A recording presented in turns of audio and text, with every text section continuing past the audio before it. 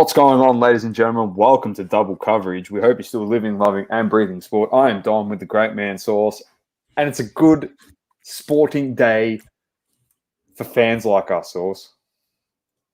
It's heartwarming.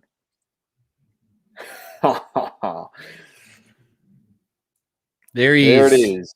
Read it out for the people. The dear Read 2018 it out, Sauce. Panini Prism, Green Prism, color match. Color match. Giannis Antetokounmpo.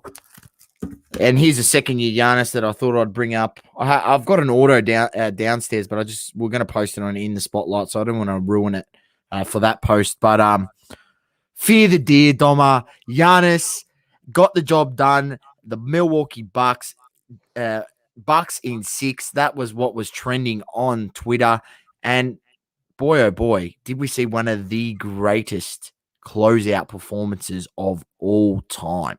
Let's just put that down in the record books. Greatest closeout performances of all time. It was unbelievable. I did say 45. I put it in the DMs in the group chat, and I said 45. He's going to go for 45, 10, and 15. 10 assists, 15 rebounds. I think he had 12 or 13 rebounds. He couldn't get any assists because in the first half, his teammates decided they didn't want to hit shots, and he pretty much single-handedly kept them in the game. And then down the stretch, they did hit shots, which, Chris Middleton came good in that fourth quarter, which seemed to be a feature in this playoff run. He has come good, in games that he's struggled. He's come good in the fourth quarter, which has been solid. And yeah, look, he is the Robin Middleton. Giannis is the Batman, for the record, Mr. Perk. And he showed that today. 50 points. What did he put up? 50 points. 50, 14, 2 assists, 5 blocks. And he went, Sauce, a legendary 17 of 19 at the line. He transformed to the greatest free throw shooter of all time. Like Kevin Nash, from Steve Nash. Kevin Nash. Kevin Nash is playing from WCW. Old Diesel. He laid the smackdown, let me tell you that. He laid the smackdown on the Phoenix Suns today. He jackknifed them, mate, like old Kevin Nash did. Global Sports Card Investor, what's happening? Azuro Perseguiros on Instagram tonight, lads. Azuro. Yeah. Why not, mate? Get it up there. Perseguiros on Insta tonight. No, 100%. I love it. We are going to start here, Sauce. As you can see, as much as I love our double coverage gear, I've ditched it tonight. Anyone watching, I've got the Giannis label with Nike, the Freak line. So I got my Giannis top on. I'm just very happy for him. I wanted Chris Paul to win, and then, I don't know, something at the end of the game told me, yeah, it is meant to be Giannis. The moment that Chris Paul literally walked straight down the race, the moment that they lost. You know what I mean?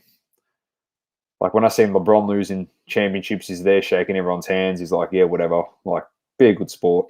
Anyway, I said it was going to be an upbeat show to the boys. But, Chris Paul got there, couldn't get it done, and that's it. He'll never win one. As simple as that. Like, he's not winning. So that was his opportunity. They had the chances, Sauce. They literally had the chances. And like you said, Giannis willed this team over the line. Giannis came out playing to say, we need to win it here and now. We can't afford this to go to 7 because of the slight chance. Well, their back is against the wall because they had to go to Phoenix to play it. But of the slight chance that they play out of their mind at home and beat them, he loses his opportunity to become a world champion. And he came out, and for a team that absolutely struggled in the first half, they played better down the stretch, which was good. They hit big shots. The guys like Chris Middleton and Drew Holiday actually hit shots down the stretch. Brook Lopez played very well also. Big splash mountain. But just put him on his back. Giannis Sauce had 50 of the 105 points. He's put him on his back. Honestly, he dominated. I was texting you just like, it was out of this world. He had 20 in the third quarter. Sauce. He had 20 in the third quarter. He was just bullying them. Like, we said this. They could not stop this bloke. This is unbelievable. And he's hitting fadeaway mid-range jumper Sauce. He's looking like Kobe. I'm like, what's happening? Where did he get this mid-range jumper? Like he's decided, Sauce. He's been listening to the double coverage podcast from last year where I said he needs to get a mid-range jumper and he'll be unstoppable. And boy, oh boy, was he unstoppable this series. Legit, he's gone. Yeah, these double coverage boys. They've bagged me the whole season. Oh, it's a closeout game. I'll just show Sauce and Dom that I can actually hit mid-range shots now. Like, he decided, I can hit him. And it was unbelievable. I'm so happy for him.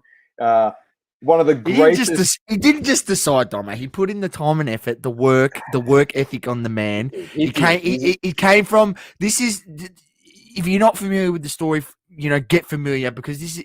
I'm telling you, by the end of his career, when he retires, it is going to be one of the greatest sporting stories to ever, grace the planet. I'm telling you, the way he was literally found, scouted, seen on the streets of Athens playing street ball by a former NBA player. I don't remember his name. Got him over to the States, got him a scholarship, and the rest is history. So, you have a look at him have a look at his rookie card, how he looks, how skinny he is. He is a skeleton of that today. Literally.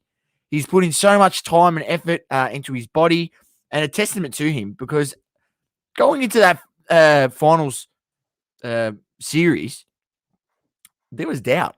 He just come off that horrific knee hyperextension. People thought he's done the ACL, including us, Doma. Thought he'd done his PCL or ACL, something, one of the two. And then to come out like that and put on that performance, I don't know what he averaged across the whole series. I'll get that up for us. It was 35, 12, and 5. The only other person that's ever averaged more than him in the modern era was LeBron. So they averaged pretty much the same. They literally averaged the exact same, just 3 assists less, 4 assists less. Because LeBron averaged 9 assists, 8.8, 9. Unbelievable, Don. Unbelievable. The discussion to be had for this guy is, I know it's probably early on. He's just won a title, and that's why we're Talkback Sports Podcast, so we can actually put this stuff out there. But the discussion for him to have is, let's not compare him to Jordan and him becoming the GOAT, yeah? Because as we know in this sport, no matter what you do, same as soccer with Messi and Ronaldo, yeah? When people have their mind made up, they're not willing to listen to jack shit. So he will never become the GOAT. So we'll put that aside. But there is literally, the argument can be made for this guy to go down as the best Euro player ever by the end of his career, when it's all said and done. He's won a chip. Yep. He's got 2 MVPs. He's got a finals MVP. Mate, the trophy case, the individual and team accolade stuff, he's just stacking up. He's humble. Honestly, man, he's fantastic in front of the mic. He's hilarious. He's absolutely hilarious. 100% global sports card investor. Hollywood will make a movie about it, mate. It will be a great movie. The story of Giannis. It's all around awesome. Devin Booker tried his hardest again today. Wasn't good enough. 8 of 22. They played Adam, as well. At least Giannis attempts to work on his jump shot. Ben Simmons just flat out refuses to shoot jump shots. You know what? I've changed my tune, Sauce. All right, on this podcast, Bellinelli all the way, 100%. He was in the. Didn't he play for Italy in the Euros? Jose Calderon. Didn't Bellinelli come off the bench for Italy in the Euro final? He took a penalty, didn't he? So, my stance in response to Adam and to you, Sauce, and to the whole double coverage family, I'm going to back Ben Simmons all the way. I'm backing him all the way. All right? So, you're going to bag me on this show, and this is probably the only player you and I are going to have a difference of opinion on this show, probably forever. Till he's done. I'm standing by him. I really am. That's proof. Hey, Adam, there you go. There's proof. You don't need the jump shot. You just got to be able to take the shot, I guess, in the paint. I doubt his mindset, Doma. I doubt his mindset, and I'll just mate, he just wants to go to Wimbledon with all the lovelies. You know, he does what he wants, mate. He's not playing. You know what? He doesn't want to go to the Olympics. There's no point going to the Olympics, mate. It's not going to even go ahead with COVID. So he's just like, I'd rather just stay at home, go to Wimbledon, go to the Euro. But I don't even know what the hell he's doing. Like, what's the point? He wants to play against Team USA and waste his time. Weak-minded, Dom. Weak-minded. I'm not spending any more time on that bloke. It's all about Giannis. It's all about the Bucks. It is all about Giannis. The Phoenix Suns, valiant effort, put together an amazing run at the start of the season. Look, we knew they'd be better because they got CP3. Did people see them in the finals? I reckon most people would say no at the start of the season, even with that acquisition of CP3. People would have said no. We don't think the Suns going to be in the finals, and there they were. In the last dance. Unfortunately, not good enough. Not good enough to get the job done. And 100%. Look, that team, they made the right moves. They got Drew Holiday in. We did speak about it, Doma. We said that Bucks are a dark horse. No one is expecting the Bucks to do anything, and they're a dark horse going into this final series. And if there is one team that people aren't expecting much of but could get the job done, it would be the Bucks. And here we are today on the 21st of July 2021, and the Bucks have obtained their first championship, I think, within in the last 71 years. So 40 years. 40 years. Oh, 50, something like 50 years. 50 years. There you go. 50 years. They got another championship, and congratulations to the Bucks organization. And Giannis, the one thing to remember so much. Yeah, so am I. The one thing that we all need to remember is the fact that we kept saying it about Giannis for the whole season. Not only did we say, Bucks are a dark horse, they can probably win it all, and we said that they'd beat Brooklyn. We said that all along before the playoffs even started, like the playoffs started. We said they can beat Brooklyn. They got to get through Brooklyn first. Yeah, Kyrie was injured. All right, fair enough. But they got through Brooklyn. And we said the whole season that you can make an argument that Giannis was just as good, if not better, than last year in the season where he won the MVP. But no one was looking at him. We said it. We literally kept saying it every week on the pod. We just kept saying, but no one's looking at him. He's arguably better than last year. And he came up huge. Everyone kept saying, I really do. It is a feel-good story, Sauce, because, we gave it to him. I'll put my hand up. We said, Giannis, I cannot shoot, bro. He just takes dumb threes and dumb mid-ranges. And we blasted him in the playoffs. He stopped a lot of that stuff. He stopped a lot of that stuff. He did. That's the thing. And he transformed his game, and he just became a monster in the paint. And honestly, has become unstoppable because that's his game. Like, he's worked on his craft, and that's his craft. He can just go to the ring, and not for anything. If he can improve his free throw shooting to be exactly how it was today for the rest of his career, it's game over.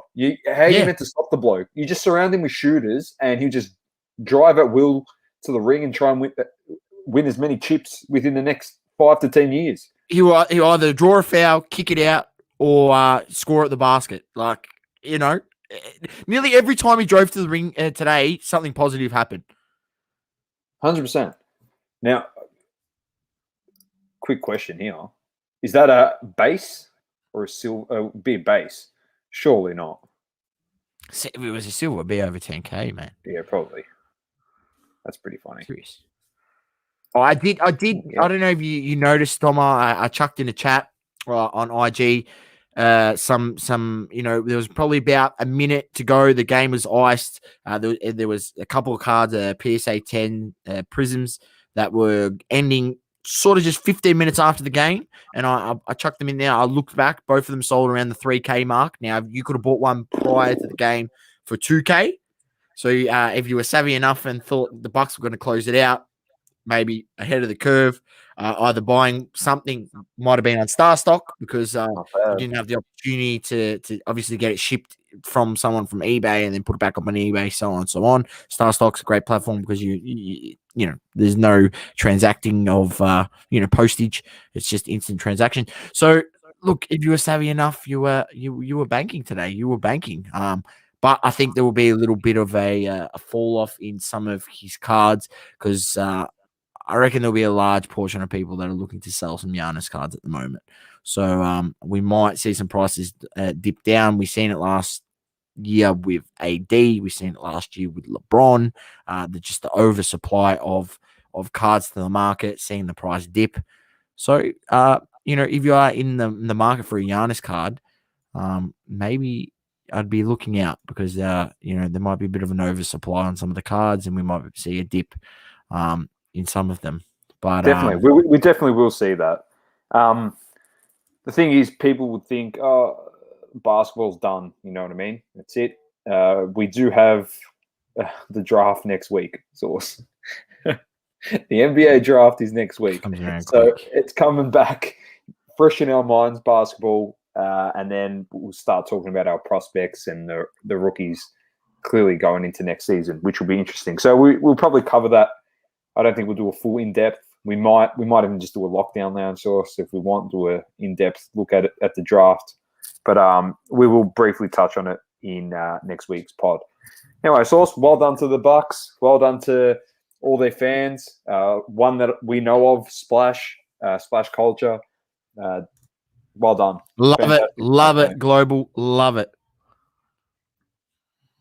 That's very nice by Global. Very nice. Now, be careful selling it because you don't want to get caught in that oversupply zone, mate. Or else just hold on to it. I wouldn't get rid of it. I think there's more chips to come for Giannis. I think there's more to come. I think there is too. All right, let's move on. Let's get into the AFL. We've got a little bit to get through, and then we've got some hobby stuff to discuss clearly. But AFL round 18, I'll just breeze through these, man. Freo versus Geelong. Geelong won 100-31. Richmond versus Brisbane. Richmond upset the Lions by 20 points, 106-86, and they lost Dustin Martin with a lacerated kidney for the whole entire season. He can't even train for another 3 months. But mind you, I'll tell you what, Sauce. If Richmond does somehow miraculously find a way to make the finals first of all, but make their way to the grand final, mate, you know what Dusty's going to say? I've got 2 kidneys. Cut the lacerated one out of my body. I'm playing in the grand final. And he just win a Norm Smith and win the flag. He loves partying too much, mate. He won't do that. He loves partying too much. You need 2 kidneys to soften that alcohol. That's his liver, Sauce. That's his liver. Don't worry about it. It's different. Don't stress. Next, we had Port Adelaide beating St Kilda 74-61. Gold Coast lost to the Doggies by 11 points, 90-79. Melbourne and Hawthorn drew 79 apiece. I'm just going to keep saying it every week until I'm proven wrong. But Melbourne, all right, I thought you were winning the flag 10 weeks ago. It was in the bag. I told you to just hold your horses. Essendon versus North, our Mobs. I was happy with our performance. We went down by 18 to the Bombers. I'm not too upset about that, to be honest. I thought we played pretty well, but should have won the game, I reckon, Doma. Yeah, well, there's 2 guys that always kill us every single time we play them, without a doubt. Anthony McDonald, one or the other. Anthony McDonald, Woody, but this time around it was Jake Stringer. He gave us a bath. As simple as that. And he's re-signed the package. Yeah, re-signed. So happy as Larry down at Bomberland. He's a North Melbourne specialist, Jakey Stringer. I'll tell you that, mate. Knows how to kill us. He just sees the blue and white and his eyes light up. He goes, I'm going to have a good day today. Oh, Global Sports Cards is a Bombers fan. Let's go. Let's go. Yeah, my super coach is also shot. I've given up on it too. Lucky I'm in a draft comp where I'm 3rd. Collingwood versus Carlton, 62-91. The Blue Bags got the win, and Sam Walsh really just bullied the Magpies. What a performance. For 2 hours. Literally just he had 39 posies. 39? Yeah, he just dominated. Killed it. Yeah. They love him down there at Blue Land. It's a good player. They the lads on Blue Abroad, they've all across the fact that they believe Sam Walsh is their best player on their list. Hands down. Above Cripper. Then there's a lot of them out there. Saying something for a guy, in his 3rd year? I'll tell you 2 funny stories, Sauce. One's about Sam Walsh, and then one's about Jaden Stevenson. Not that they're related in any sense in terms of playing for the same team. but they played in the same sporting association. So I'll give you a bit of an example, seeing as that's my bread and butter. But Sam Walsh literally played one half of football in his senior year for his school. In that half, I think he kicked 5 in the half. This is senior Division 1 football, so the standard's very, very high. So he's playing against kids that are all in TAC Cup teams, and he kicked 5. Now, Jaden Stevenson played Division 1 football. He kicked 12 goals in a half, and then he just walked off. Went to the showers, mate. His day was done. Played one half, kicked 12 goals. It just like these guys, just to put into perspective how good these guys actually are. That's what I'm trying to point across, yeah? And we say it about basketball, and we say it about footy, and we say this guy's a dud. You know what I mean? Like, it comes from the point of view of in their sport. At the elite level, like compared to the other guys. If you're already there, you're already good. Like, if anybody in their right mind reckons a college team could beat an NBA team, or they have a chance of, they think they're really, really good and they've got a chance of beating the worst player in the NBA. The worst player in the NBA or in AFL would run rings around you. Like Jared Dudley would beat your ass. Like I'm just going to say that right now. He would demolish you. I'm straight it'd out. Be embarrassing. It'd be embarrassing. Look, Matty, agree with you there, mate. Agree with you there. Swanee's massive comeback. I called him at the beginning of the year, dark horse Doma. You did. I said did. My brother chucked a little something on at 16-1. I think he chucked $20 on for them to win the flag at 16-1 when they were paying early days. And then they won 6 in a row at the beginning. I think this was after the third game. They'd won 3 in a row. And then they're into like $8 now. But they were my Smokies from the beginning. That team, the Sydney Swans, they don't stay down for long. They had a period where they hadn't missed the finals for 12 years or something like that. Very much, I call them the San Antonio Spurs of the AFL, mate. They just find a way to be good and be relevant. They get into the playoffs. And they're just really well managed, man. Like I think they're. And we'll get to that game. GWS were defeated by the Swans by 26 in what was, as Mate said, fantastic game. And bit of Buddy watch, the big Budweiser watch. He is a 19 away source from 1,000. 19 away. He becomes one of the first players, or was it the first player to kick 400 goals for 2 separate teams in his career. He's kicked 401. He ended up kicking his 400th and his 401st goal for Sydney over the weekend. Just to put into perspective, he kicked 580 goals in 182 games for the Hawks in an 8-year period. He's kicked 401 goals in 131 games in a 7-year period at the Swans, and I think 2.5 of those seasons he's been injured for. So it just shows how good this guy is. He's got a knack for kicking goals. As simple as that. He's one of the greatest. He'd already be at 1,000. He's one of the by a mile. He'd be pushing towards 1,100, if you're asking me. So honestly, one of the best players I've seen in my lifetime by an absolute mile. And on that point, I'm stacking up the AFL 2021 Prestige PMGs of Buddy, blue, green. You got a red? Red. I've got a red. I got a red on the way. I've got a blue. I don't have a green yet. If I can find one, I'll get one. But they seem to be going for quite a bit. But stacking them up, mate. Stacking them up.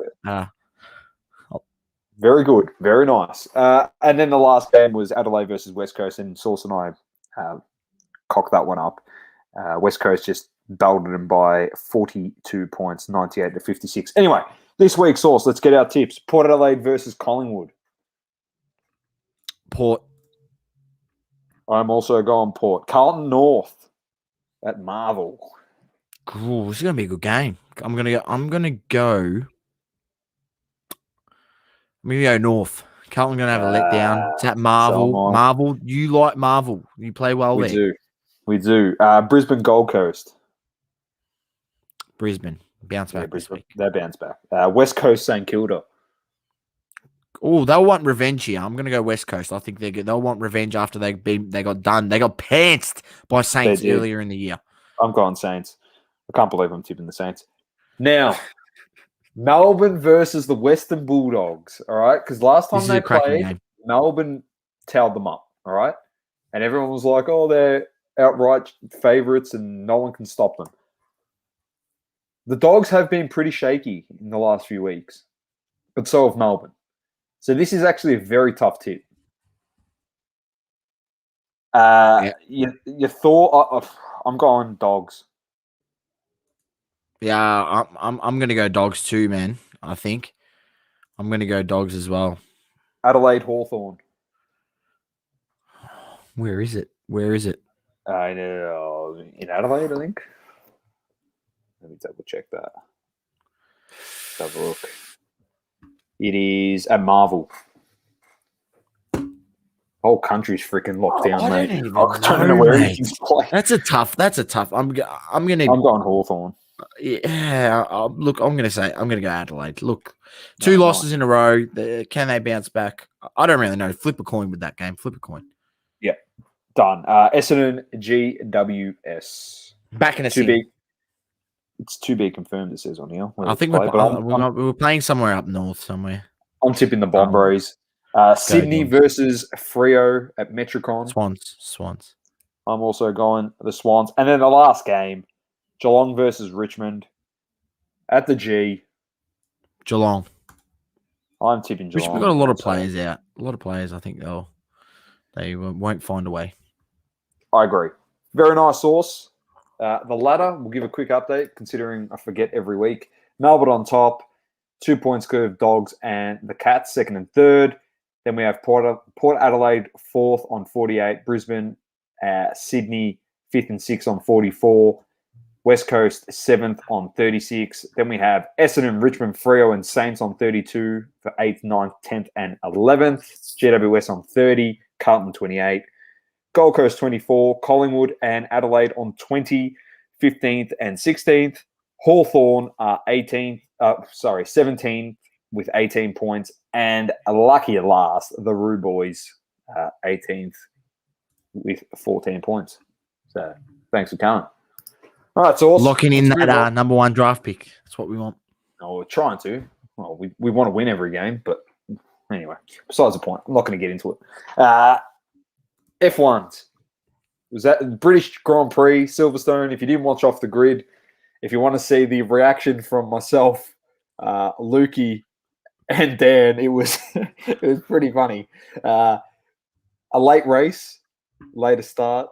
We said, hey, we'll watch half the race. It got red flagged, and we ended up watching the whole race. If you listen to the full 2 hours, you can slowly hear us physically degrading our bodies. It's pretty funny. Wearing away. It was hilarious. But a lot of fun. Love doing that podcast with those boys. They're fantastic. We talk everything inside the sport, the hobby of F1. And also it's just a kickback, relax, and we talk about anything really. Bit of Australian politics in there on the weekend. We talk footy, basketball, on the smaller scale, that is, but mainly F1s, and it really is a laugh and a good time, and hopefully very informative at times when we're not rambling on and carrying on like clowns on the air, but we love it. But it was, I don't know, eventful, Sauce, to say the least. Very eventful. Lap one in the race, Verstappen and Hamilton were going at each other. There was a lot of argy-bargy in this race. And then the turn 4. Old dog up to his same tricks, eh? Sauce, I know. Now, listen, a bit of flack on Hamilton, and I get that.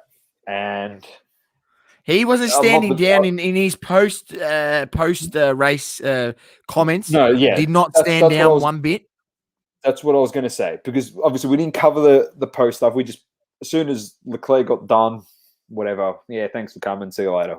We're out of there, because we wanted to see Ferrari win, but besides the point. But massive crash, and the initial thoughts watching it was he's done nothing wrong.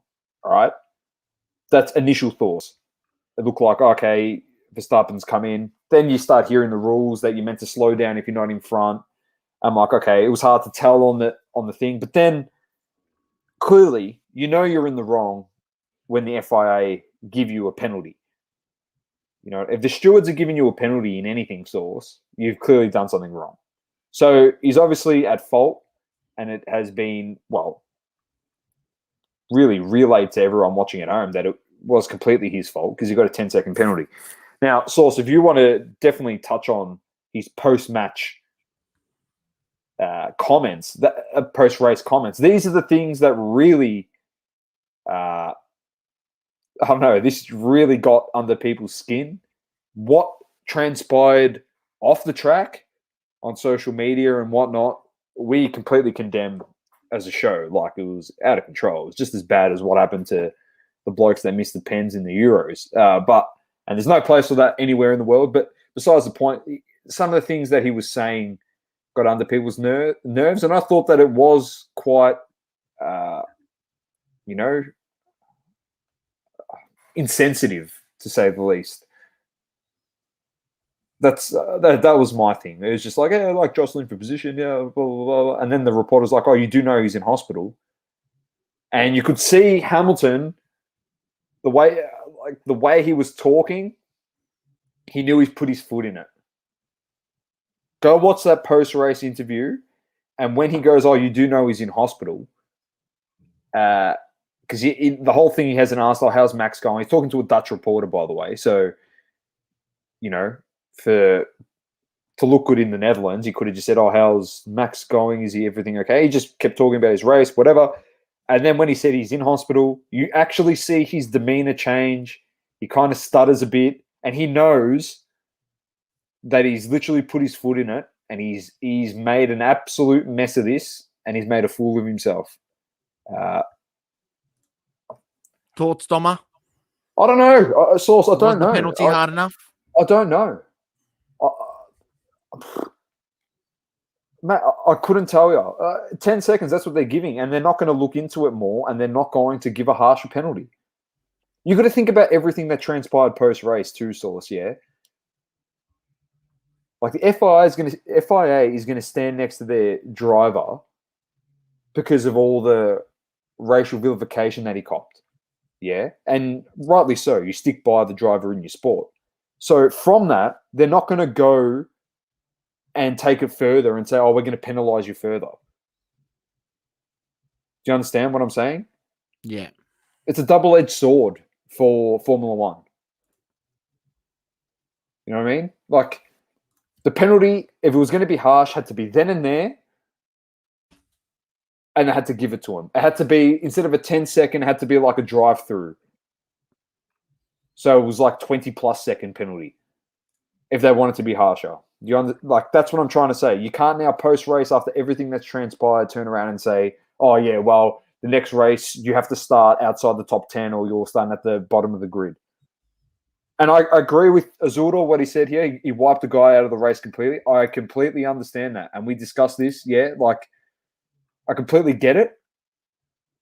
But they had to take action within that race. And the crash was insane. And I was blown away. And I was shocked that it was like 10 seconds. Yeah. Once they start slowing shit down, Sauce, and going in depth on, oh, yeah, you shouldn't have done this, and this, before the penalty's even handed down, you start going, oh, well, man, he should be copping a fair bit here. He should cop a fair whack from the FIA. But nothing. The stewards gave him nothing besides a 10-second penalty. And what's a 10-second penalty to a car that's the fastest on the track? Like, if they gave him a 10-second penalty for him spinning out Leclerc like that, for example, well, his afternoon's done, isn't it? Because Verstappen wins the race by 30 seconds. And it's over. And the other thing, too, is if he knocks out Leclerc, we're not even talking about it. And that's the shit thing again. There's just so much on the line. There was just so much on the line in terms of, like, there was a full race gap. Verstappen overtook him in the sprint on the day before and stole 3 extra points on him. all this stuff, yeah, 100%. It should have been a drive-through. If you want it to be harsh, it had to be done in the race. It should have been a drive-through. Like, I completely agree with Global and with Azuro. I did not know that, Azuro. They got to choose to take the 10 seconds. What do you mean? Like, between the penalty or when to take the 10 seconds, are you saying? Because I understand when they did it. I understand what you're trying to say when they get to take it. They literally he's saying they just the team Hamilton choose. Yeah, Hamilton just burns rubber for freaking that's what I thought. Yeah, Hamilton just decides I'll just burn rubber for freaking 10 straight laps, get a massive lead, and then that's it. Well, if he cops a 10-second penalty on the spot, he's behind everyone. And he has to work his way back in front of everyone. Like, it makes it a lot harder. I completely understand. And this is so controversial, and we can talk about it forever, yeah? But we're going to have to move on, unfortunately. Nothing's going to be done. I'm just telling you right now, nothing is going to be done because of what transpired post-race. Nothing is going to be done. So we've got to move on. And all I hope now, I swear to you, all I hope now, because some of the comments that were made by Christian Horner towards Hamilton and Toto Wolff and Mercedes, and comments made by Hamilton, Toto Wolff and Mercedes about Red Bull, I just want for the rest of this season, Sauce, till the end of the year, some of the most volatile racing and attitude between the two guys on track. Mate, I want an old school F1 where the drivers genuinely hated each other, mate. I don't want like AAU type basketball NBA where everyone's buddies. I want 90s basketball just like I want 90s F1. Rivalry. They hate each other, mate. That's what I want. That's true what we need. Competitiveness. That's because it. These are the two top dogs, mate. And when they're driving for a championship where it's only 8 points now between the top, and in the constructors source, it's only 4. I'm telling he's done a beauty, hasn't he, Hamilton? He's done an absolute beauty. He knew exactly what he was doing. He knew exactly what he was doing.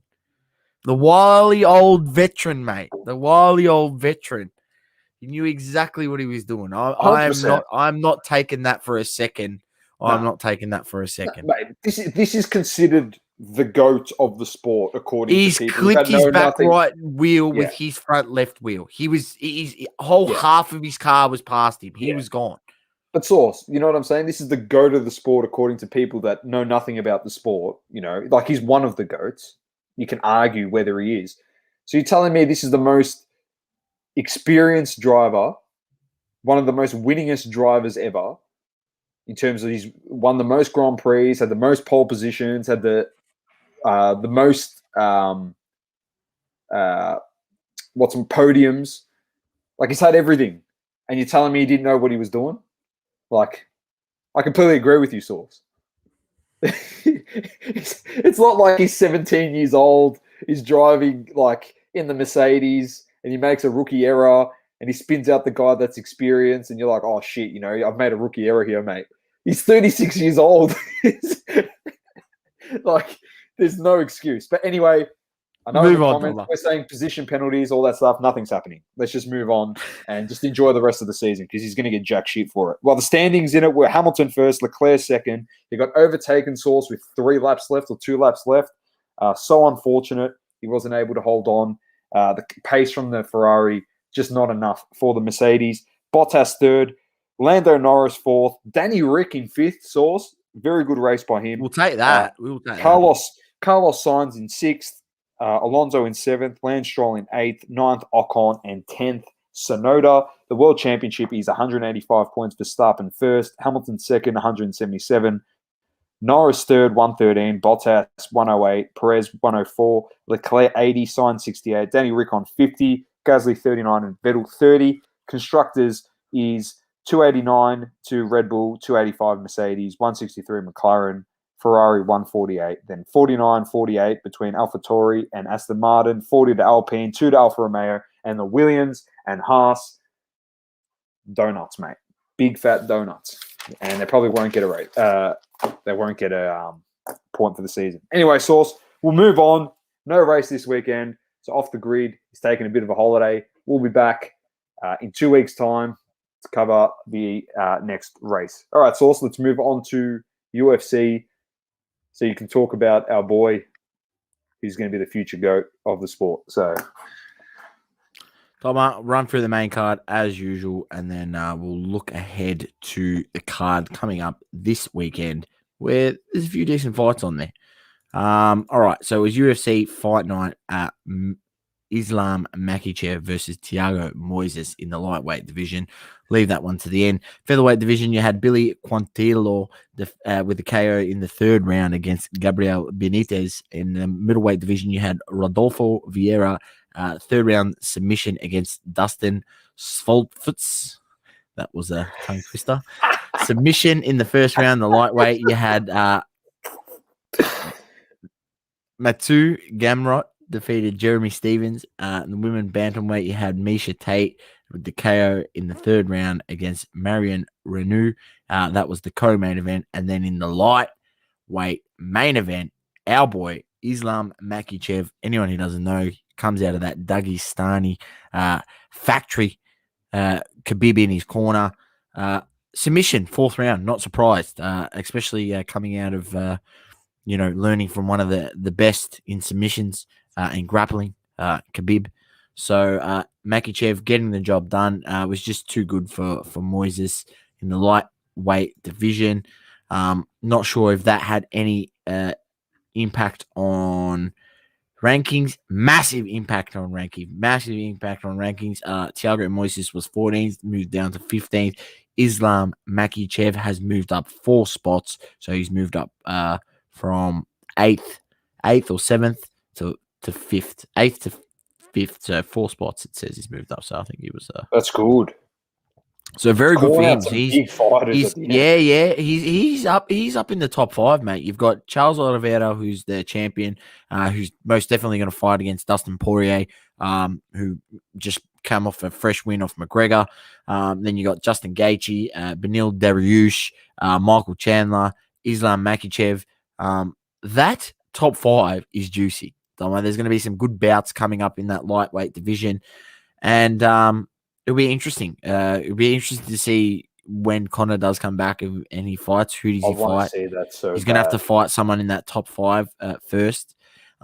So, look, Makhachev is a beast. I think he's gonna hold that title at some point in that lightweight division. I really think so. So this weekend we got another card, Doma. It's UFC Fight Night. Sandhagen versus Dillashaw. This is gonna be good. I believe this fight was supposed to happen once before. Dillashaw failed a drug test, I think. Stand to be corrected. I think that was the case, or he had some sort of injury. I can't remember exactly. That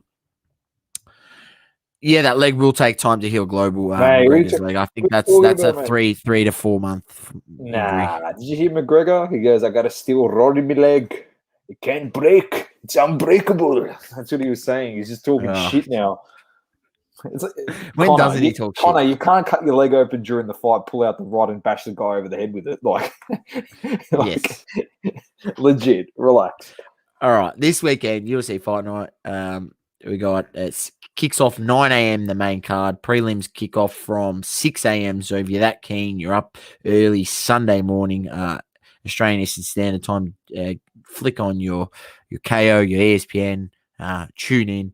You got welterweight division, you got Mickey Gall against Jordan Williams. Women flyweight, Miranda Maverick versus Macy Barber. Featherweight division, Darren Elkins versus Derek Minner. Bantamweight division, Kyla Phillips against Roland Paver. The women bantamweight co-main event, Aspen Ladd versus Macy Chiasson. And then bantamweight main event, Corey Sandhagen versus TJ Dillashaw. Definitely the fight of the night, the main event. And then I'm just trying to have a look and see if there's any notable names in the undercard. No one of note. There is a guy also in the prelim card in the middleweight. This is one to note. Punyali Soriano versus Brandon Allen in the middleweight division.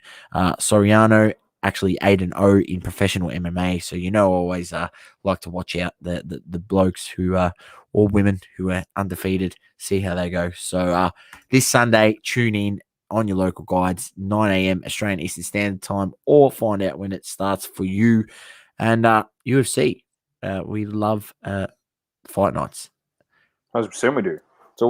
It's good, mate. There's fights pretty much every week, which is fantastic. But I'm just a quick shout because the next fight round after that, we need to look. I'm just going to have a quick shout because this is what we're going to pencil in this date now, Doma, 8th of August, and there's one man who's the main event on that card, and it's our favorite man, Derek Hot Balls Lewis is back, baby. Hot Balls is back. I'm going to make sure I send over my cards where I've got a few of his autos in there ready to go for the fight. But 8th of August, lock it in, ladies and gentlemen. My boy, our boy, the fan favorite at double coverage, Derek Hot Balls Lewis is back in action. That's for interim title, isn't it? It's against Cyril Gane. Yeah, I'm not 100% sure what the go is on that. I'll have to find out. There was controversy around that booking of that fight. I'm pretty sure he's fighting for an interim World Heavyweight Championship. I think because Ngannou wasn't ready or something, and then Ngannou's camp got pissed off because they're just like, you didn't even tell us that you wanted this fight to come so quickly. If you did, we would have got prepared. We would have been ready for it. Okay. Yep. I don't know what's happened and transpired since then, but I did read some of that stuff about it. There's a bit of politics behind it. It's good to see. It's still going on in there. They're talking about Valentino Rossi in the chat. Jihan has jumped in and he's talking about Max turned his will into Lewis. Feel free to discuss amongst yourself about the F1. We're going to have to move on. I love it. It's going to be a talking point for the next 2 weeks. That's why you got to tune in next race night. Tune in to Off the Grid and you can discuss in length about this stuff and get in the comments. And even if you really want to, they can get you up and bring you up on the stream, mate. And you can discuss it in depth. So that's what we want to see. We want to see people joining in with their opinions. 100%. We're able to bring people up and boot them out when we want. as much as Lukey and Dan would love to be admins on the account, just kick me out as much as possible. They can't. So, all right, let's move on, Sauce. The Le Mans of the week. I'll tell you what. We said it was going to be an upbeat episode. You can't write this shit. Seriously, you can't write this shit anymore. It's a pretty obvious one.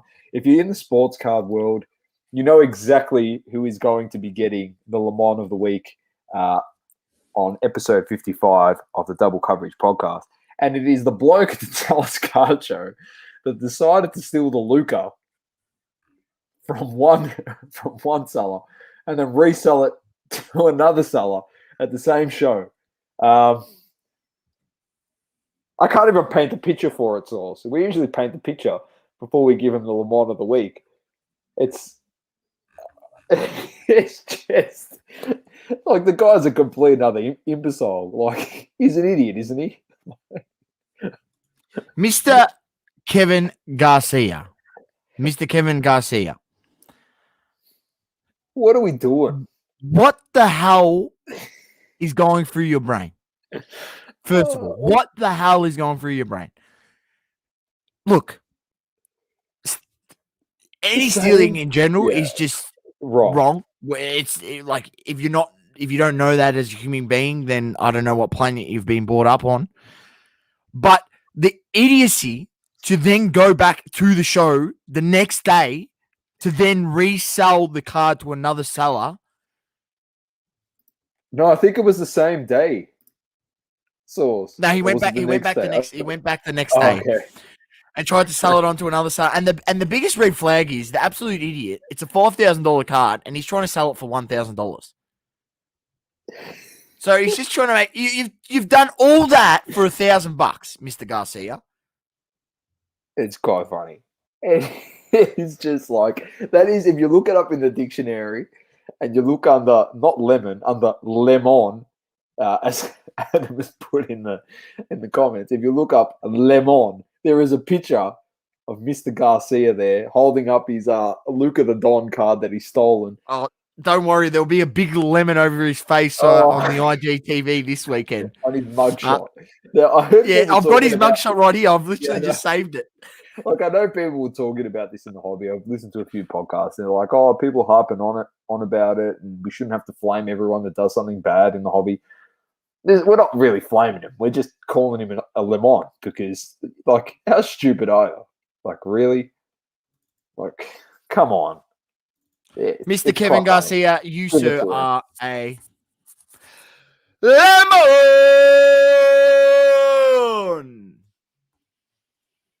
Flash that. Oh, yeah, StreamYard. Flash that. Yeah. I clicked the wrong thing. Lemon! Let's go. What a lemon, man. He's a lemon, bro. Let's move on. Let's get into some hobby talk, Sauce. And you know where we like to start these days in this segment? It's always with the blockchain because people are starting to buy up these packs. They really are. And it's very interesting. Very, very interesting. Anything can transpire with this NFT blockchain, realm within Panini. And we will discuss A-Rod and his potential merger with Panini in about 2 seconds.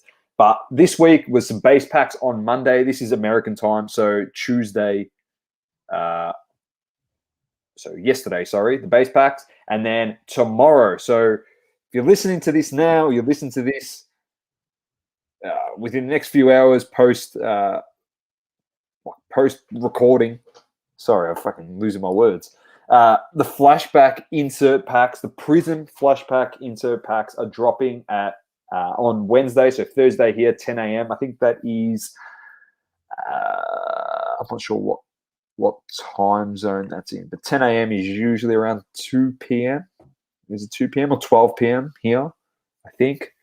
So definitely, if you're interested in this, get on, grab yourself a pack. I think last week, what did we cover last week? High Voltage. I think they sell for $49 a pack.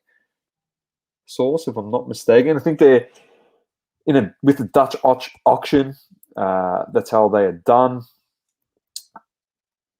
They're numbered to $17.99, and the flashback NFT blockchain cards numbered to $17.99, and flashback insert packs, like all insert packs, will deliver 2 base cards numbered to $17.99 and 1 insert numbered to 500. So there you go.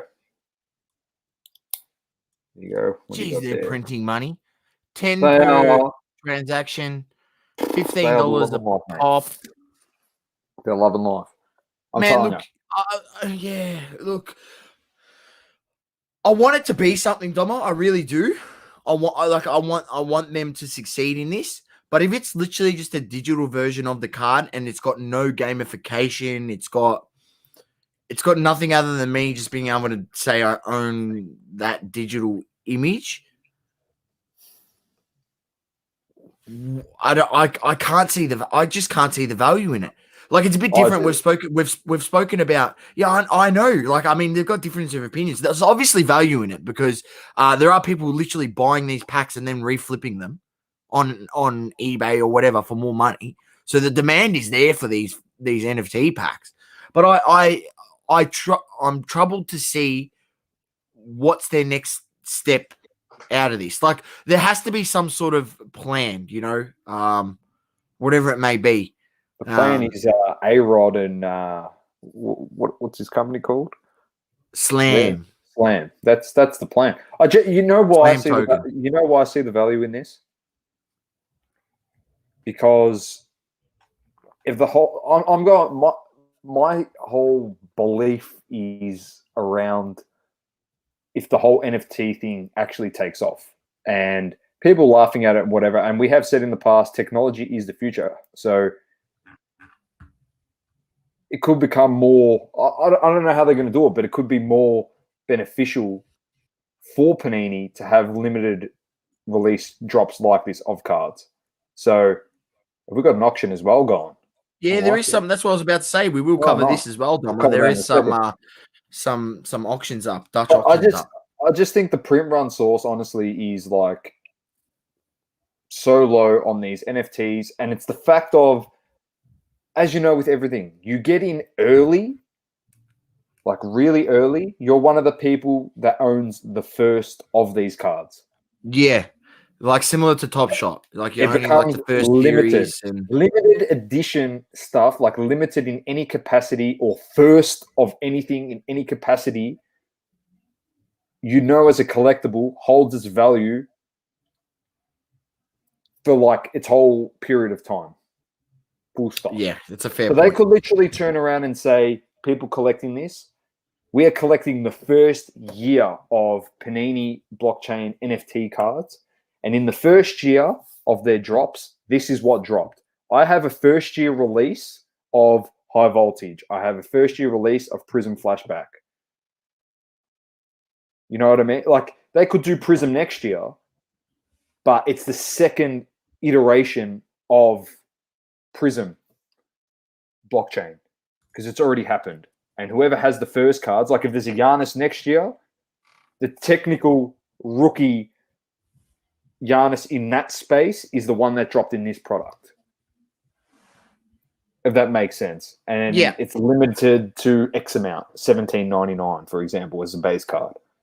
So I see the value in it. It just depends on how NFTs do take off. Like that's all. That's what it's banking on. They're just banking on really if it's going to explode and really take off. And this merger with Slam, if it does go ahead, helps them a lot. Being powered by Slam token, I don't know.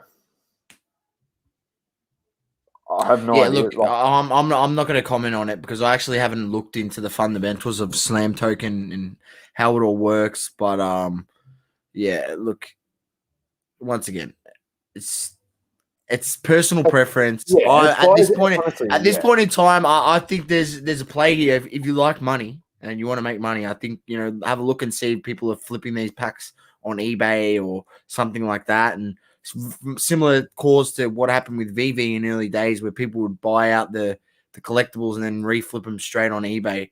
Maybe there's some of that action happening, so there might be an opportunity.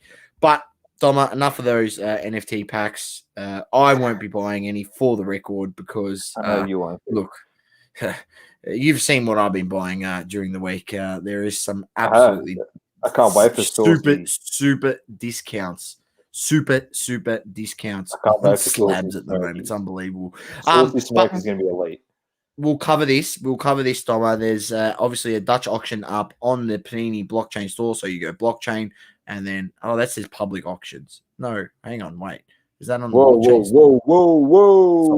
We don't want the public auctions. Unable to access your request. What? Whoa, I don't think they got anything. Okay. Maybe I was on the public auctions. Yeah. And yet to have no, I think that is, mate. It's one of ones. It is. Yeah.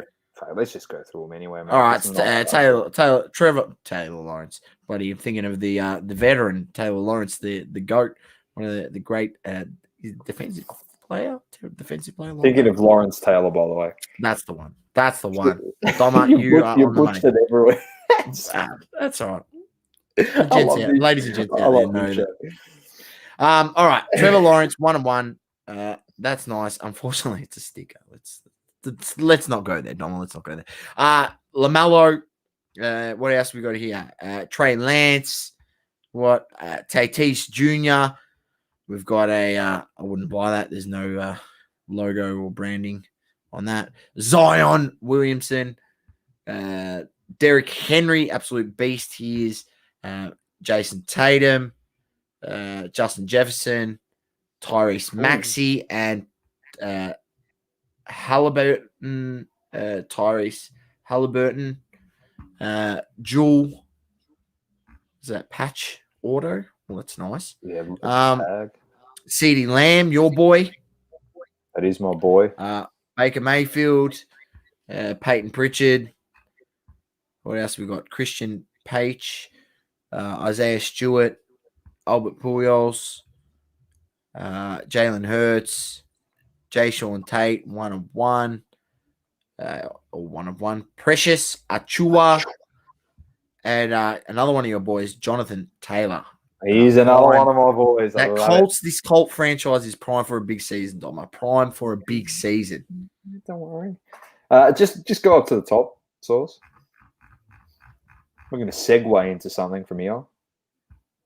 Do you think you're going to get that sticker? At least you know if you buy the digital version of that card, you're going to have his digitized signature. Won't be a sticker. No, but what I'm saying is at least it's digitized. Then you can actually get his auto. So I know our mates have spoken about this during the week on another podcast, and we're going to bring it up because one of the members on that podcast brought it to our attention. We're talking about Card School, and funnily enough, the rumor on the street is that he's not going to sign with Panini. He wants to do his own thing. It's going to be interesting because there's a lot of redemptions. Now, funnily enough, we've got a link sent to us, Source, and they've given supplementary packs for the people that have put redemptions in for LaMelo because he's not giving his cards, so they're giving supplementary cards as a return. And I'll tell you what, Source, some of the cards in there were absolute fire. One was a Cristiano Ronaldo patch auto. Like, I'll tell you what, of all the cards in there, probably 6 of the 8, I'm taking over LaMelo Ball any day of the week. Any day of the week. I'm talking about like Jokic, patch auto, Cristiano Ronaldo. Who else was in there? Who else was in there? Cristiano Ronaldo, Nikola Jokic. There's another gun basketball player in there. Timo Werner. No, it wasn't Timo Werner. Can't be Timo. There was a whole bunch of guys in there. The cards were unreal. And I was just like, well, okay, let's just try and get LaMelo redemption cards. And honestly, that's what we should be chasing, supplementary packs. That's it. Not LaMelo. At least they're coming good with he's not signing, so they're throwing some good stuff in there. But first and foremost, this would be the biggest cock up of all time if Panini are not able to get the deal done and get him to sign for them. They would have failed as a business. Failed immensely. To not get the most touted player out of that draft. Rookie of the year. He wanted more money than everyone else. So he should get more money than everyone else because is he rookie of the year? He's got no, not that, but his notoriety, his fan 100%. Base, his cult fan base that has followed him from 12 years old, man. 10 years old. High school, bro. Literally in high school. So, like, the issue was, they don't want to pay more than the other draftees. But at the end of the day, his autos, his cards is what keeps the price of the product, right? So to not have to take them out of there, what does that happen if he confirms he's not signing at all with Panini? Like, what does that do? That rips the heart out of so much product. There's no way the box prices could stay at the same price if LaMelo Ball is not in those boxes. Or he's not going to sign and get those autos redeemed. What are we going to start doing, LeBron James with LaMelo? Like, you know what I'm saying? In Panini products, you can't get LeBron auto. So, like, oh, yeah, the patches. I'm understanding the upper deck, you can get it. But what, we're going to collect Panini cards of LaMelo. You know what I'm saying? And it's like, this is the card you need to collect because his third-party card that he creates with whoever he creates it with, even that it's an auto, it's not the same value. Well, wait a minute. Like, it just diminishes your product, your rookie class. If you can't get an auto of him, why the hell do I want a gold to 10 of LaMelo? That's a rookie. You want his RPA. Where's his true RPA? That's what people want. You know what I mean? His RPA. That legit. His rookie patch auto from his first year in the first product that's available. That's what they want. Or auto. His first auto on card. Does it in? Well, Maddie says, yeah, bring it up. Saucy, does the impact the draft around him, Anthony Edwards, or future signings like the next top draft picks? I'm not concerned about his draft class. It does diminish it because of him, but Anthony Edwards and there's a few other guys in there that could be absolute guns, and they could just drive this draft class. But it becomes a worrying situation for Panini, like you're saying, in future signings. It sets a worrying precedent for going forward. That's the Panini problem. As a company. You know, they can't lock in someone like LaMelo. What's to stop if in 2 years from now, the next super kid comes out, there's like another guy who's touted like Zion, for instance. Or right? Suggs. For example, Suggs. For this year's draft coming up. Suggs. Correct. He's meant to be a freak. What happens if they can't get him? Like this sets a really bad precedent. And, you know, it all comes down to with their pay per auto and how much they're getting paid. And if you haven't listened to our podcast with Tyson Beck in a previous podcast, go listen to it because he talks about the average pay that they get from these companies and why a lot of guys are wanting to do, you know, collaborations with him and other artists because they're getting paid properly for their auto, not, you know, a couple bucks, which is what they get from like Panini. Do yourself, honestly, that it was the most interesting interview in terms of licensing and stuff. And Tyson gave us a really good insight into it without being able to step on anybody's toes or anything. But he divulged a lot of good information for people in the hobby that were wondering, how does someone like a Tyson Beck get someone to sign with him? But isn't he locked in contract with these guys? You know what I'm saying? And isn't Tyson affiliated with Topps? And it's very interesting just to have a look. If you want to watch it, you can find it on here or have a listen because it is a worrying sign source. It really is. Like you said, you do not want to be setting precedents going forward.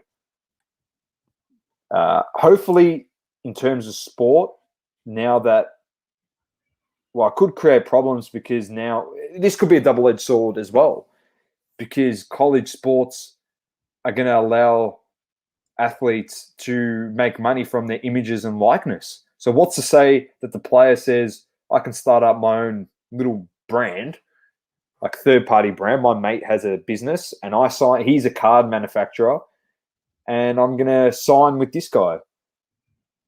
What's to say that these guys don't sign on with certain brands or affiliate with people before they even hit the NBA?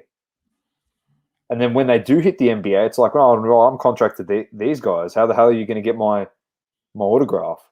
I'm contracted with these guys for 3 years. And it's just like, oh, but it's your rookie year.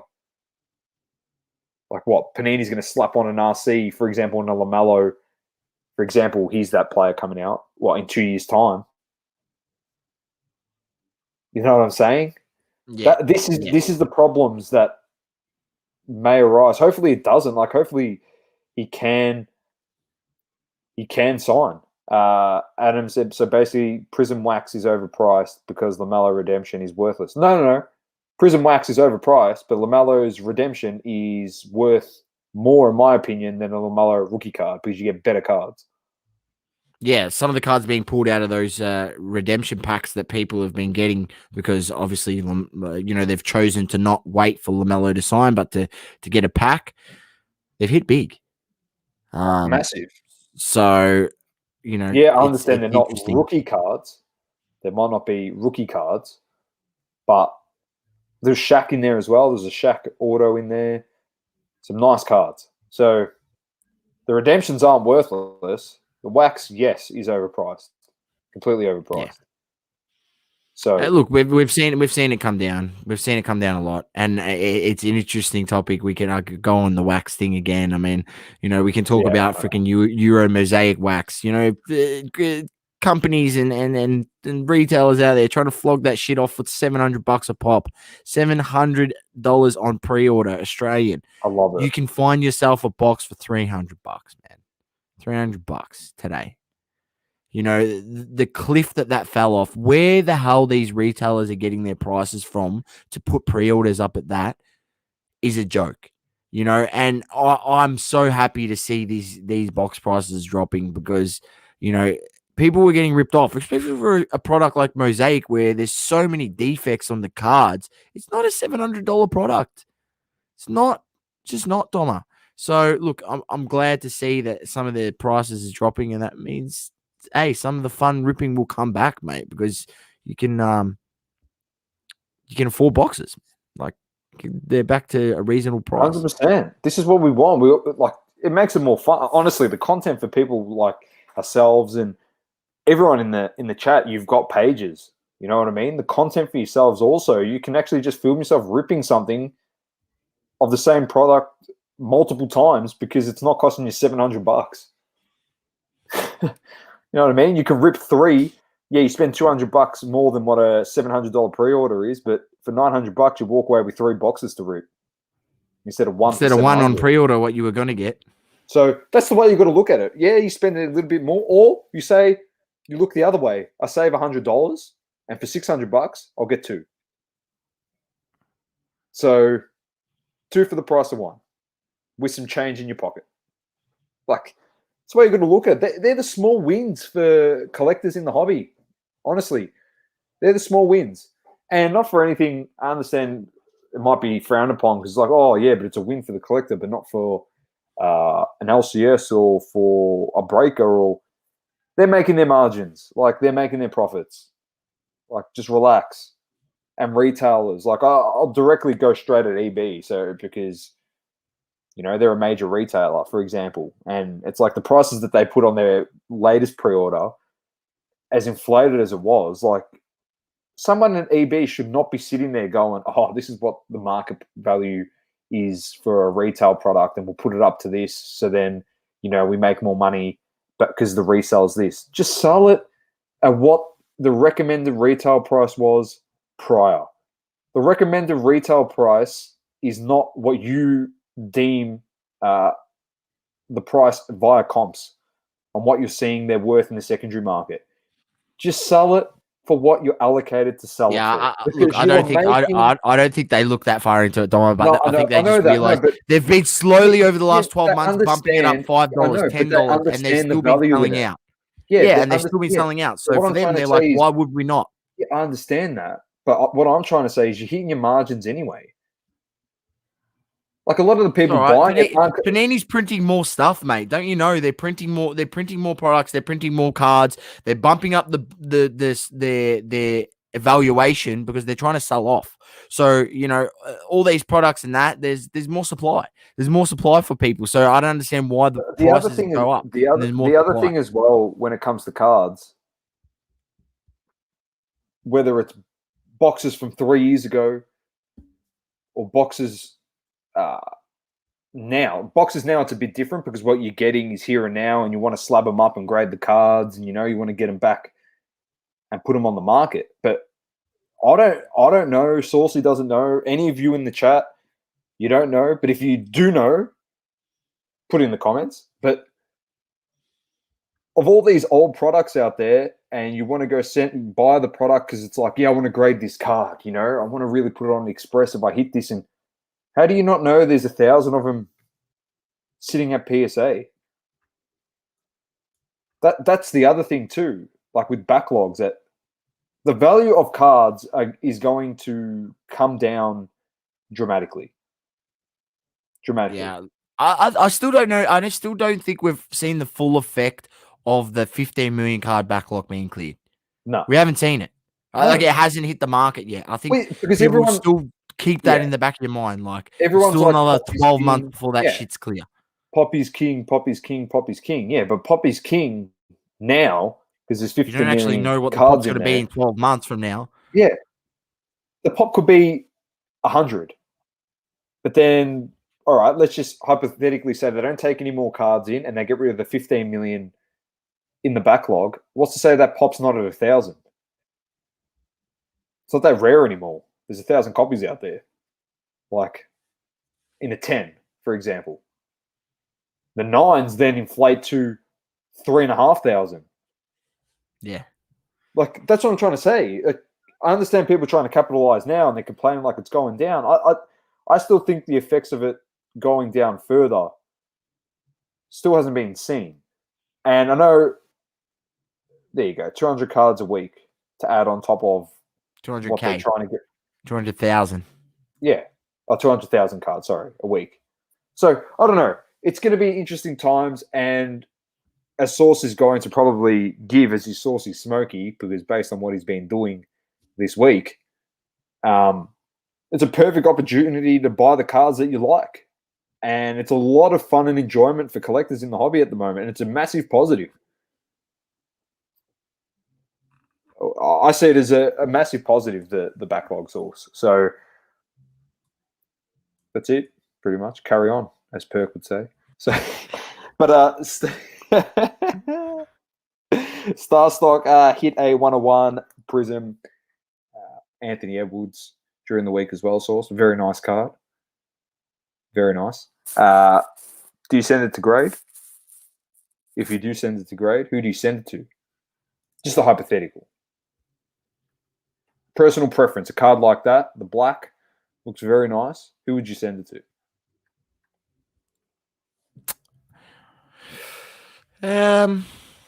Yeah, it'd have to be BGS or PSA, one of the two. I don't know. I would say SGC, but I don't think the black on black would look good. I think in PSA is where I think they should send it, but a small piece of me really wants that card to be sent to HGA for a custom slab. A small piece of me to get a massive card like that going through there. HGA making big moves, Doma. Yeah, I know. That's why we say things like this, Sauce. You can't give away the secrets, mate. It's called transitioning. So we're going to move on to the HGA update for the week. We always get something out of HGA, and I love it because we can talk about it. Tyler's put out another message to clients and the lovers of HGA out there. They're increasing their custom labels to $20 starting next week. If you've been debating on a custom label, this will be your last chance at $10, he says. We also narrowed down our custom team to our top few, and then we're making sure each custom is amazing since every label is matched differently. Our fastest non-custom labelers can get around 300 a day. Custom labelers can get around, that's 300 a day done. Our best custom labelers who do an amazing job can only do 50 a day. So it's 6 times slower, and for that reason we had to revisit whether we have to increase prices or just disallow any customs. I honestly feel $20 is inexpensive for top-notch work. What are your thoughts on that, Sauce? Raising it? Yeah, I think it's something. I thought $10 was too cheap, man. Like, to design a custom label, it takes a bit of time. I thought $10 was super cheap, and anyone who jumped on that, like, well done to you. I think it's still something that makes HGA unique, so I think it's something that he should keep. But if a custom label is going to start costing me more than $20, $25, it's getting to the $30 mark. I'm probably just going with one of the standard 3 label fit outs and just going with that, man. Like,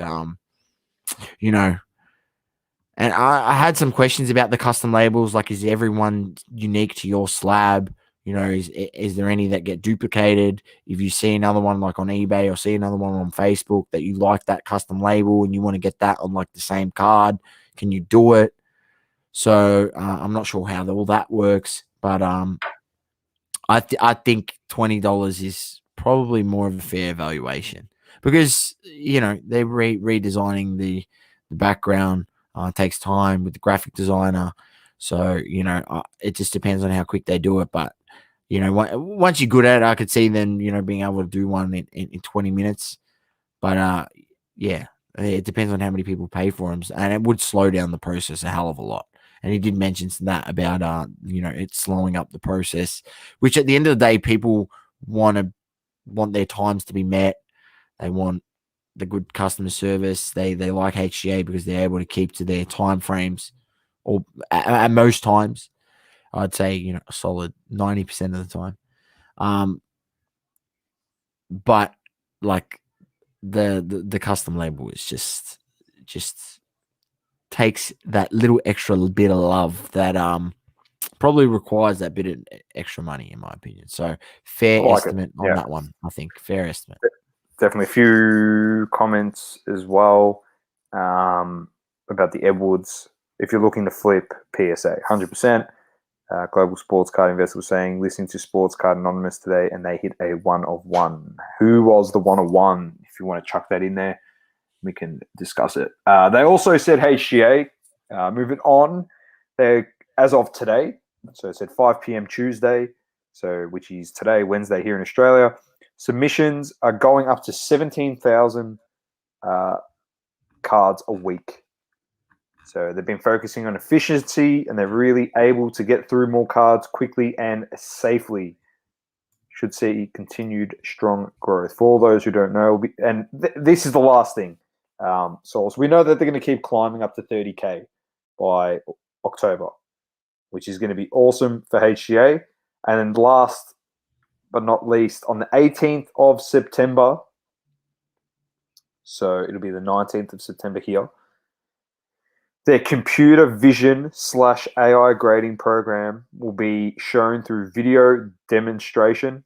They're very close to finalizing all the patents and trademarks, and they'll be finally able to show us how it works. Source, we've said it a million times. The moment that this video comes out, they're just the kings of transparency. If they're not already the kings of transparency, they genuinely become the king on the 18th of September. They're literally showing the whole entire inner workings. I reckon it's fantastic. It's good. I believe they've hired a camera crew down there to do a lot better video than what they released out last time, which looked like the bloke who and chopped up and edited that together was hired for $15 off Fiverr.com. Yeah, it definitely could have done a better job, and I think they realized that. So they will be releasing something of a higher quality, showcase what they do down there at hybrid grading approach. And I look forward to it, Dom. I look forward to it. Likewise, mate. Likewise. All right, finishing up in Hobby Talk, the last but not least on the agenda,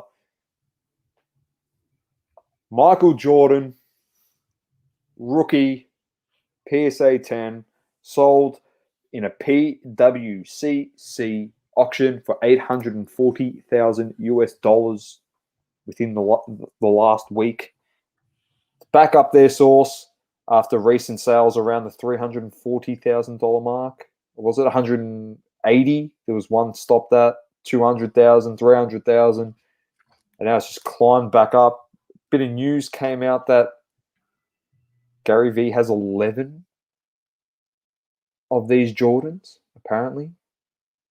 The PSA 10. He has more of them. Apparently. Or 16. I don't know what it was. It was something ridiculous. But your thoughts on this card and its continued growth? And I'm pretty sure there's a fair few of these cards sitting in the backlog at PSA as well, potentially to get graded. Potentially. Unless they're doing expresses, which I would have thought you would be. But your thoughts also on this? Yeah, look, there are a few people, difference of opinions. Why would you pay that much? I mean, there was another PSA 10 that sold within the week as well for only about 400,000. So one going for 840, one going for 400,000. Why would a guy pay another 400,000 extra for that copy when it's the same card? As we've seen, everyone knows not every graded card is the same. Unfortunately, there was a time where PSA was a lot more lenient on their grading. This is a known fact. As much as old mate Mr. Turner denies that they're not grading cards any differently than what they were before, it is known by many people in the community that they were at one time called the Candy 10 grading company, where they just handed out 10s like candy to children. But they reined that in, and this 10 on that Jordan was graded very recently. Therefore, the grading standards at this point in time are a lot more difficult than they were at any other previous time in history. Therefore, then, that card demanding a lot more of a premium. It does look like probably the best copy I've ever seen. It looked amazing. And I got a question for you then about that. If it's the best they've ever seen, and we've got a fair few PSA 10s out there. And if that's the best out of the bunch for PSA 10s, PSA doesn't have a higher level above that PSA 10. Do you take the risk to try and go for the, the acclaimed BGS Black Label 10 Sauce? But yes, you do, because this is what you do. If BGS had any idea of how to market themselves, they would whack a black label on that without even looking at it. They'd just go, yep, bang, whack a black label on it and put it back out into existence. Then sell it again and then watch it go for auction on over the million, and they can say they are the first Jordan 86 Fleer rookie to sell for over $1 million. Bang, I've just done your marketing for you. BGS, you're welcome. You should employ me. Your company would be running a hell of a lot better. I love it. Mate, you would. Marketing 101 is to sell your product. 100%. If I was looking at BGS and that came through the shop front, mate, on the showroom, and the grader got out his his little dimension thing there at BGS, ready to do his scope out there, gets out his loop, and he's like, I'm ready to grade this card. Mate, I'd walk over to him as a supervisor and be like, you're a lemon, mate. Just put a BGS Black 10 slab. Put it in that. What are you doing? Are you a peanut? This is meant to be the best ever of this card, and there's other PSA 10s behind it, and this is the epitome. Just put it in the label, mate. Let's get back to the promised land as a grading company. You know what I mean? Just happy days. No, that's what they should do. You'd have to do that. That's what they should do. I think it's a bit funny, and it just brings it back to like this whole point. It brings it back to this whole point of like, paying for the card and not the grade. And in that sense, like that guy's really paying for that card because it got the PSA 10, but in terms of like the actual card quality, and the guy, I think his name's 72 Woot Toot, some bullshit on Instagram. I can't remember the name exactly. Don't quote me on that, but 72 Woot something. I can't remember the last bit of his name. That's the guy who bought it. He was on IG, and he came out and said he bought it. A lot of people flame me and say you overpaid. He goes, I'm been in the Jordan market for X amount of time. I've got quite a few copies of this card, and this is the best copy that I own. At a PSA 10, he's got quite a few copies, he said, and this is the best one that I own. So, he's a guy who's not unfamiliar with the Jordan 86 Fleer market, and he really believes in that card. Obviously, really believes in the GOAT Jordan and that card's growth over time. That he's doubling down with what is supposed to be by many people in the industry the best copy that is out there. That's what a lot of people have said. Of 312 that are 10s out there, as Global Sports Card Investors put in the chat. No, it wasn't fractionalized. Based on what we've heard so far, I don't think it's literally been bought outright, not fractionalized, this card. He also said Gary V said he should have bought 10 of these cards when they were under 300K. I'm telling you, I called it on last week's show, and I'm going to say it again because we're a week away from the National. Gary V is coming back into this hobby in a big, big way, a massive way. I'm just putting it out there again. He's dropping little tidbits everywhere. Everywhere. He's losing his absolute shit. He's dropping tidbits everywhere. He's talking about these cards. When you tell me Gary going on podcasts talking about cards in the last 3 to 6 months, Sauce, where have we seen it? Nowhere. Non-existent. 2 weeks before the National, he's talking about card content again. He's jumped on a Slab Stocks pod interview. I'm telling you, Sauce, the writing's on the wall. He's been worried about NFTs and crypto and VFriends this, and I'm being serious. And he's talked about, oh yeah, that picture surfaced where he had all those slabs in the background and it was whatever. But he hasn't really spoken about it as in depth as what he was about 12 months ago. That's all he was talking about. Then he went really quiet. Mate, Global, he's going to spend millions, he said. He's already been spending the millions. I'm telling you. He's going to come out and he's going to say, I've been collecting this and I've been collecting that. And we know what his fans are like. If they've got the money, they will go out and also buy that card and run it up. He's very impactful for the hobby and he's great for the hobby. He's fantastic. I love him to be as involved as he was 12 months ago all the time. He's fantastic. Smart guy. Great collection. Knows his shit. Hilarious. He's a great personality. Has the contacts. Great content creator. Has businesses behind him to push cards. Has the businesses behind him to help grow the hobby. Like, I've named 9, 10 things there, like, of how important this guy is to the hobby and the impact he can have on it.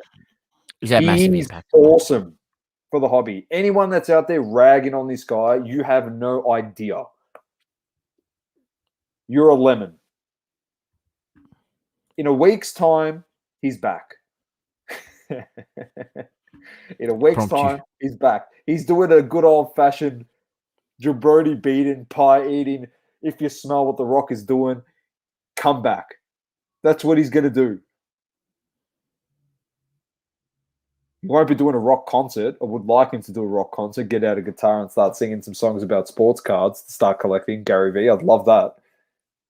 But genuinely, in a week's time, stay tuned. It's going to be big. That card's huge for the Jordan market. And I'm going to finish on this note. Mr. Pump and Iron himself, Mr. Arnold Schwarzenegger of the hobby at the moment, in the last week, Cage Lawyer came out and did his biggest Arnie flex. Had a video, took a photo yesterday with the bloody first edition Charizard in a PSA slab. Had the grade covered. So Cage is all over it. And he's done a big Arnie flex. And just want to say props to him for giving us an insight into his collection as well. He's got some sick baseball cards. Unbelievable. Like, he's got a Jordan PSA 10 in there. He's selling it when it gets to $1 million. Yeah, he's got that Babe Ruth signed baseball. Reminded us of the Sandlot, the Colossus of Clout. Very happy he gave us an insight into his collection, and we really appreciate it as a hobby, really, and as collectors. It's awesome to see that. Not just from him, but from everyone else. So that's it for Hobby Talk, Sauce. Into Sauceys Smokey. Mate, your smoke is literally what you've been showing me in the last few days. Yeah, so, look, ladies and gents, I'm going to keep this short, sharp, and sweet as a Smokey. The prices I'm seeing on some slabs out there is unbelievable. I mean, doing my old favorite PSA basketball, switching that the sorting section on eBay to ending soonest, and especially you want to be doing this in Australia during the day, during the morning, because that's like evening over in the States, and just finding steals. What have I bought this week, Dom? I've bought 4 or 5 Shaquille O'Neal rookies. I bought a PSA 9 tops for $50. I bought a PSA 8 upper deck rookie for $16.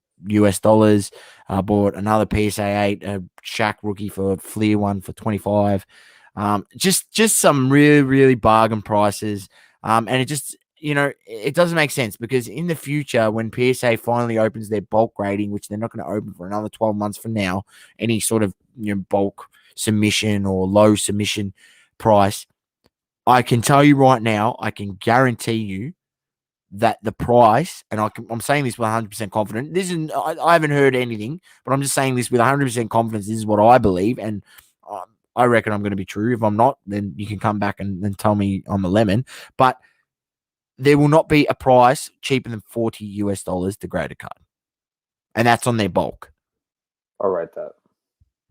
I'm seriously thinking that. Like, if other companies out there are coming out at $20, $30, and people are sending there, and that's like their cheap option, right? Well, this is PSA you're talking about. This is the premium brand. We can't charge as our cheapest level the same as another company. Our brand is better.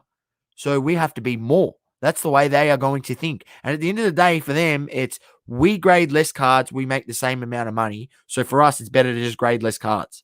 So we're going to price it higher and grade less, make same amount of money. Like, that would be their theory. That would be their thinking behind it. So I just don't understand with some of these, yeah, there you go. Global Sports Card in the comments. Matisse, Prism Silver, PSA 9 for $30. I mean, at one point, that was like a $70, $80 card. There's some stuff out there. Don't ask me why. I bought a Chumurakoki Emergent PSA 9 insert. It was a base Prism Emergent insert. $4.75, Doma. That's cheaper than the cheapest ever cost of grading that there ever was at PSA. And that was $8.50. So there is steals everywhere, ladies and gents. There is steals everywhere.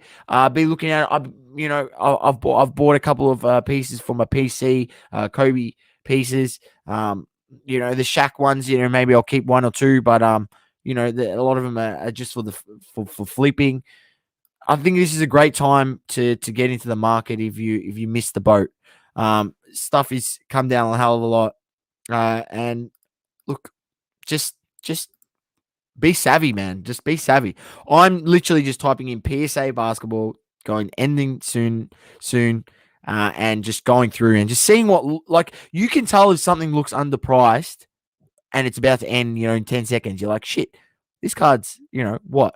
Only at it's only $10, right? And it's like a PSA 9 Jordan base card, right? I'm like, yeah, I'll have a bid on that. And I won it. I won it for $17. It's just a PSA 9 Jordan.